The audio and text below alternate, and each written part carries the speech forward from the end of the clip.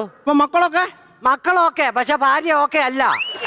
അതല്ല ഞാൻ പറഞ്ഞു, മക്കളൊക്കെ എന്തു പണിയാന്ന്? പണിയാന്ന്. മൂത്തവനാ പ്ലംബിങ്ങും വയറിങ്ങും, എന്താ?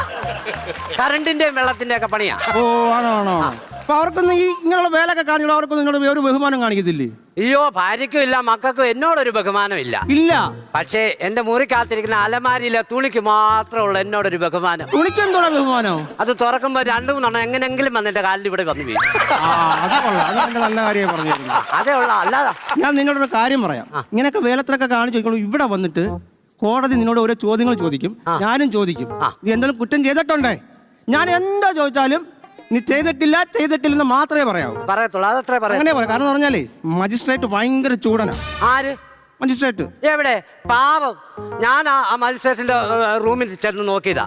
ഫ്രണ്ടിൽ ഇങ്ങനെ വെണ്ടയ്ക്ക് അക്ഷരത്തിൽ എഴുതി വെച്ചിട്ടുണ്ട്, 1ാം ക്ലാസ് മജിസ്ട്രേറ്റ് എന്ന് എഴുതിയിട്ടുണ്ട്.